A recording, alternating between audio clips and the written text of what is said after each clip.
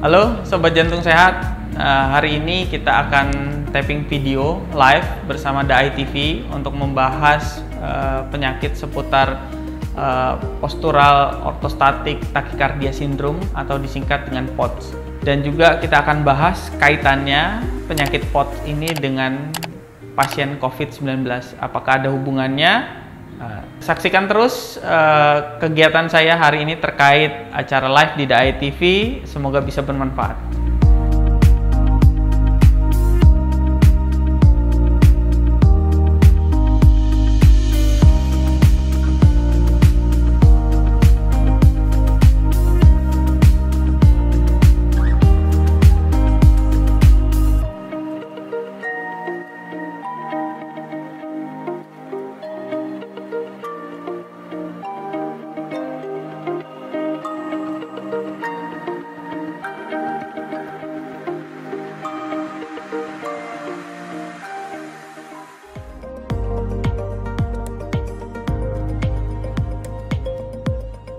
Kita di segmen kali ini akan membahas seputar sindrom yang saya juga baru dengar sindrom tersebut, dan mungkin juga Anda pemirsa baru mendengar, dan ini juga menjadi perhatian terutama untuk para penyintas COVID-19 nih, karena banyak ya di Indonesia penyintas COVID-19.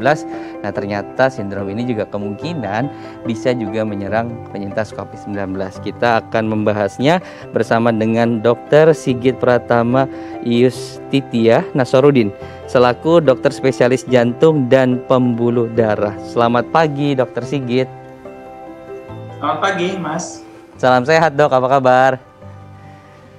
Ya, alhamdulillah baik. Baik, alhamdulillah. Nah, dokter, kita akan bahas tema seputar sindrom takikardia ortostatik postural nih, dokter. Karena dari istilahnya saja mungkin banyak masyarakat juga agak awam ya gitu ya dengan istilah tersebut. Biasanya sih kalau misalnya disingkat sindrom POT gitu ya. Nah, ini apa sih, Dok?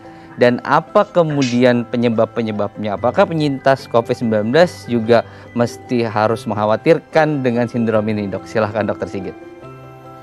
Ya, sebelumnya terima kasih Mas atas kesempatannya. Jadi kali ini kita memang membahas bahasan yang agak berbeda ya. Kalau kita biasanya bicara COVID tuh bicara tentang gangguan paru, ya, hipoksia, dan lain sebagainya gitu ya. Jadi memang COVID ini selalu juga menarik ketika dikaitkan dengan keluhan atau gejala-gejala lain yang timbul di luar paru gitu ya.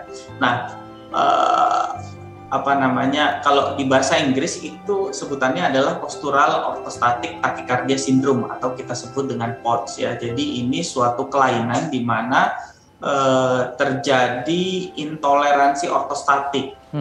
Artinya ada ketidakmampuan tubuh menyesuaikan diri ketika adanya perubahan posisi gitu ya. Misalkan dari duduk kemudian berdiri. Nah, tandanya sindrom ini adalah biasanya yang sering dijumpai itu adalah keluhannya begitu dari duduk ke berdiri itu adalah pandangannya berkabut atau pusing, mau pingsan gitu. Kemudian disertai dengan adanya rasa takikardi atau peningkatan denyut jantung gitu. Kalau bahasa medisnya itu takikardi. Nah, jadi sekumpulan gejala itu didefinisikan sebagai sindrom takikardi ortostatik postural. Mungkin seperti itu. Nah, kemudian terkait dengan pasien-pasien COVID itu biasanya memang pasien-pasien yang pasca terkena COVID itu masih menunjukkan sekumpulan gejala gitu loh.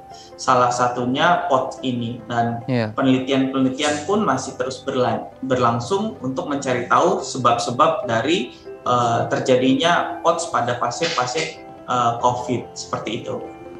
Oke. Nah, kita akan fokus dulu ke yang penyintas COVID-19 nih, Dokter Sigit. Kalau perawatan di rumah sakit itu kan sebatas misalnya melakukan pengecekan darah dan juga tadi melakukan ronsen ya, karena fokusnya ke pneumonia tadi gitu, melihat seberapa banyak misalnya kabut ataupun bintik di sana. Nah, untuk yang POTS ini diperiksa saat menjalani masa isolasi di rumah sakit atau justru pasca COVID-nya atau post COVID-nya yang kemudian harus dipantau nih kondisi kesehatan terutama terkait dengan sindrom ini, Dokter Sigit? Ya, jadi yang perlu diketahui lebih dulu bahwa tidak semua pasien COVID pasti menderita POTS ini, gitu ya. Nah, jadi bagaimana dan kapan saatnya kita mulai memeriksakan kondisi POTS ini adalah ketika pada pasien tersebut memang timbul gejala. Gejalanya apa yang seperti sudah saya jelaskan sebelumnya, bahwa misalkan pasiennya itu mengeluh dari posisi duduk ke berdiri itu pusing, kemudian pandangannya berkabut, kemudian mau pingsan, denyut jantungnya berdebar. Nah, baru kita mulai aware, jangan-jangan ini suatu sindrom takikardi ortostatik postural. Nah, kalau memang kita curiga ke arah sana, baru kita lakukan pemeriksaan yang lebih spesifik dan lebih terarah terkait POTS ini. Nah, untuk penegakan diagnosis POTS ini sebenarnya itu memang agak sulit karena dia gejalanya mirip dengan penyakit-penyakit yang lain. Yang direkomendasikan adalah pemeriksaannya itu adalah tilt table test atau tes meja jungkit gitu. Jadi nanti pada pemeriksaan ini itu pasien kita baringkan sekitar 10-15 menit dalam posisi tidur terlentang biasa. Kemudian kita evaluasi EKG-nya atau irama jantungnya, kita evaluasi heart rate-nya, kita evaluasi tekanan darahnya gitu.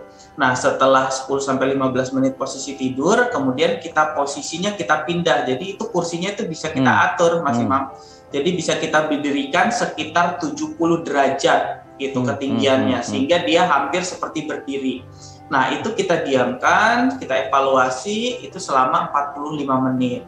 Sama kayak tadi yang kita lihat, ada nggak keluhan, misalkan pasien tiba-tiba pusing, pandangannya berkabut gitu, mau pingsan, kemudian nah ini gambar yang seperti di layar tadi itu adalah denyut jantung yang kita lihat, ada nggak perubahan. Nah, dikatakan dia menjadi POTS atau takikardi ketika ada perubahan tekanan denyut jantungnya itu lebih dari 30 kali per menit selama kita evaluasi pada posisi berdiri itu. Nah, dilanjutkan pasien bisa tiba-tiba menjadi pusing atau pingsan gitu. Nah, jadi pemeriksaan yang spesifik untuk penyakit ini itu adalah tes tilt table test atau tes meja jungkit namanya. Gitu. Oke, jadi ada observasi yang panjang ya yang harus dijalani oleh pasien untuk kemudian ditegakkan diagnosa tersebut gitu. Oke, baik. Jadi ini sangat membantu. Terima kasih Dokter Sigit ya sudah berbagi informasi. Ini penting banget informasinya, semoga bermanfaat untuk saya dan juga pemirsa di rumah. Terima kasih Dokter Sigit. Salam sehat. Jangan lupa untuk selalu menerapkan protokol kesehatan, menggunakan masker, menjaga jarak, mencuci tangan dengan air dan sabun. Saya Imam Syarif pamit. Sampai jumpa.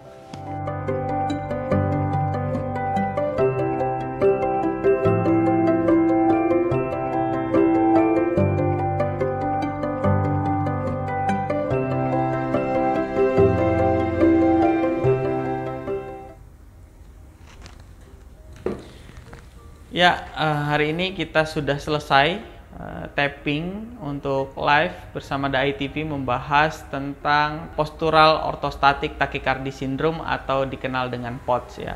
Semoga kegiatan hari ini bisa memberi insight baru, pengetahuan baru untuk masyarakat dan bisa lebih aware lagi pada penyintas COVID-19 jika dirasa memang ada gejala-gejala yang berkaitan dengan sindrom ini.